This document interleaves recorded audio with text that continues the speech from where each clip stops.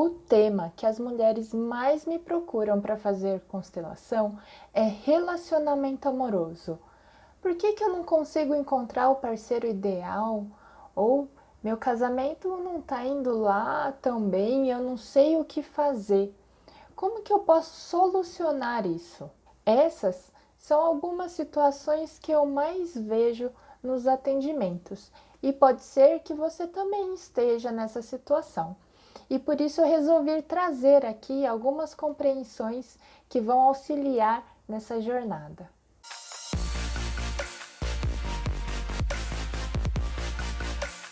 E para isso, podem existir diversos motivos. E pode ser que no seu caso, apenas um desses motivos esteja influenciando, mas pode ser também que dois, três ou até mais motivos estejam por trás da sua situação. E não tem como dizer exatamente quantas são sem que a gente faça uma constelação em si. Porque só na constelação que a gente vai identificar o que realmente está por trás de tudo isso. Às vezes a gente imagina que é uma coisa e na realidade é outra.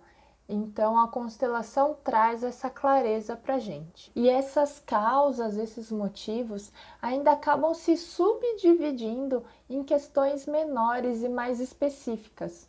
Então, para cada pessoa, apesar do tema ser o mesmo, tem soluções diferentes, porque depende muito de caso a caso, de algumas coisinhas, alguns detalhes que fazem toda a diferença. E para ajudar a entender o quanto isso é complexo, vamos imaginar então um bolo. Vamos imaginar um bolo que a gente fez e deu errado. Então, isso é um resultado concreto, algo que a gente compreende, que a gente está vendo ali que deu errado. Mas para entender o porquê deu errado, existem muitos fatores. Então, tem lá a receita do bolo, pode ser que seja o equipamento utilizado, pode ser também a mão de obra, né? No caso, quem fez o bolo. Pode ser também os ingredientes utilizados, tá? Então, só para simplificar aqui, vamos pensar nesses 4 fatores. E esses 4 fatores ainda se subdividem em categorias menores. Então, vamos imaginar ali a receita. Vamos verificar se o problema no bolo foi por causa da receita. Então, pode ser que tenham medidas erradas ali na receita, ou pode ser que o ingrediente especificado ali que não esteja tão correto. Então, estava escrito leite, né? E a gente utiliza o leite da caixinha ali, só que na verdade era para utilizar leite em pó. Então, é uma diferença que, apesar de continuar sendo leite, as características são diferentes. Então, isso pode trazer um resultado final, né, no bolo. Isso pode ser que dê errado. E além da receita, tem a questão do ingrediente também.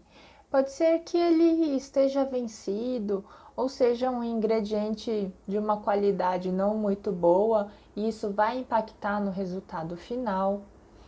Também na questão de equipamento, se a gente utiliza a batedeira, por exemplo, por 2 minutos, é diferente, vai ter um resultado diferente, né?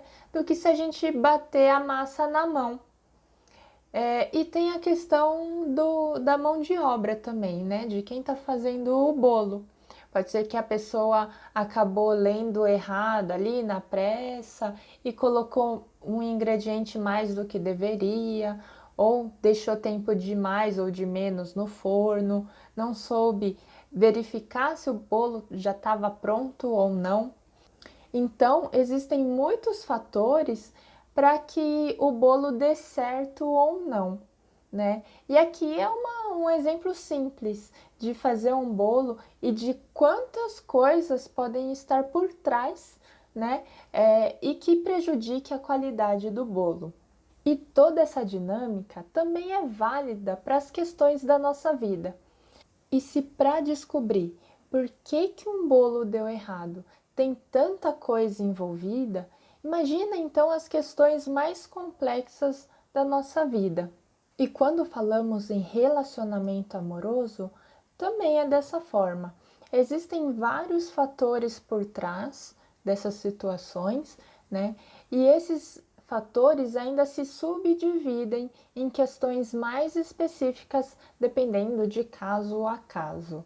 E um dos fatores que acabam influenciando a questão do relacionamento amoroso é a nossa relação com a nossa própria mãe, que eu vou explicar mais detalhadamente nesse vídeo.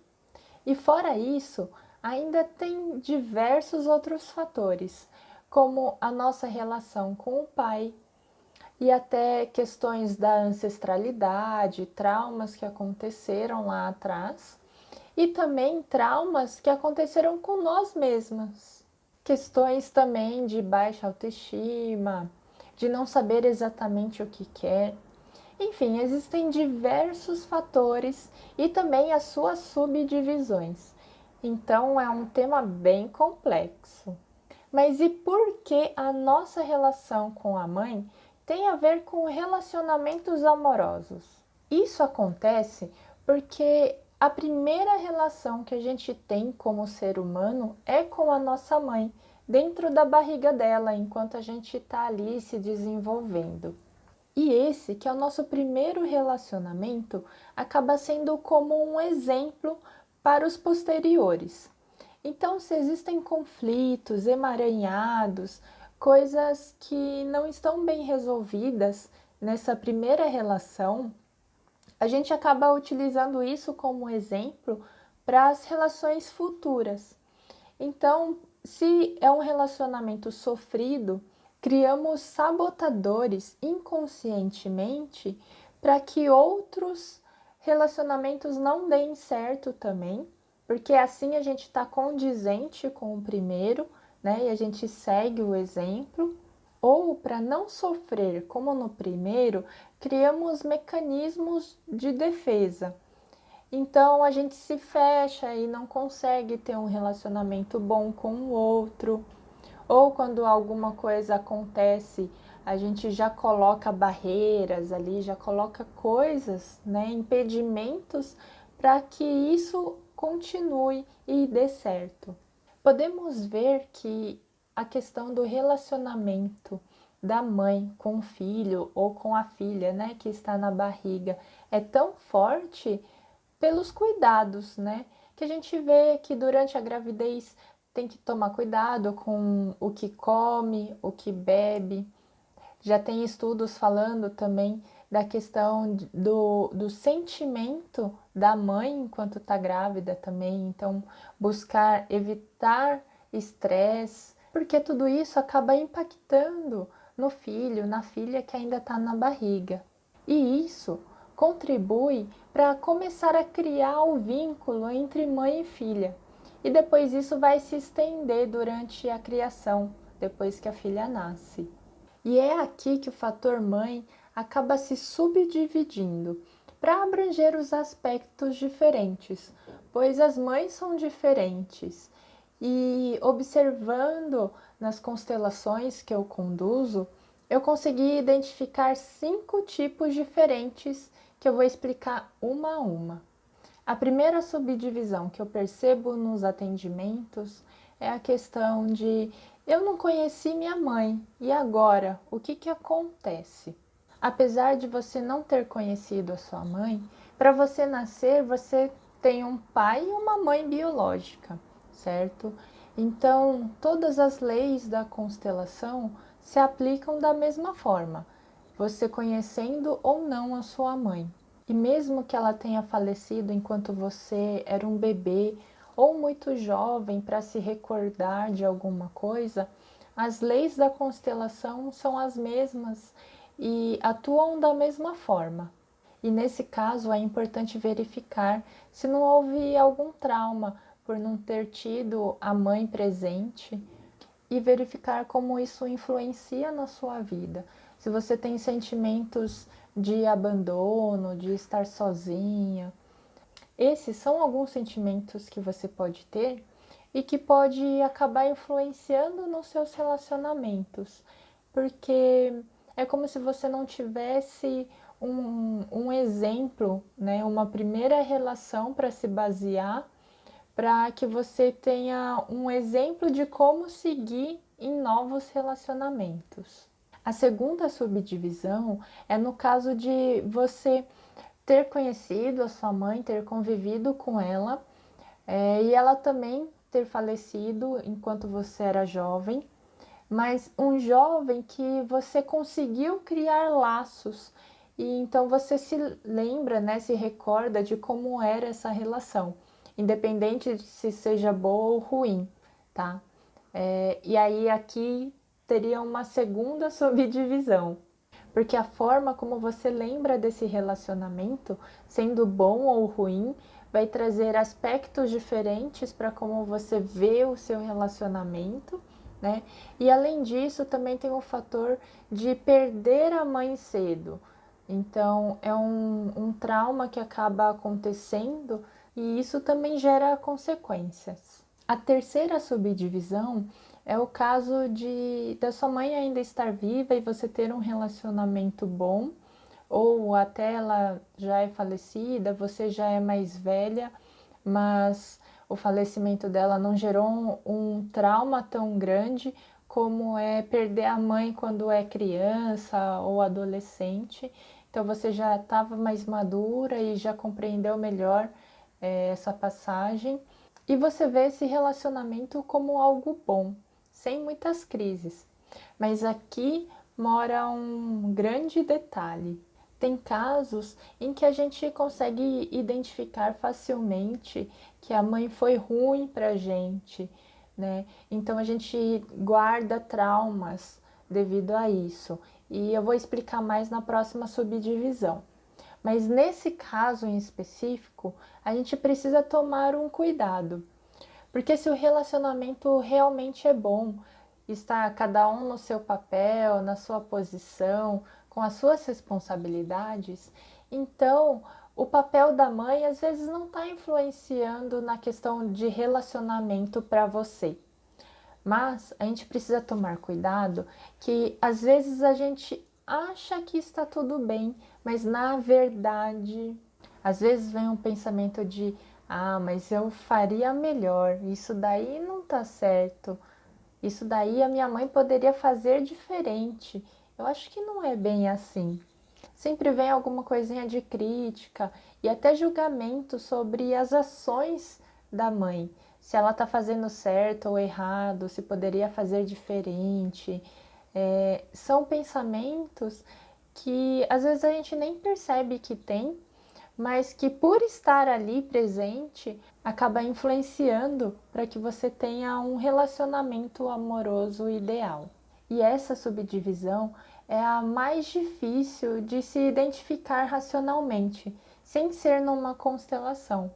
Porque normalmente a gente imagina que está tudo bem, está tudo certinho, mas na verdade tem alguns pensamentos de críticas e julgamentos escondidos aí e que a gente não consegue identificar, não consegue perceber.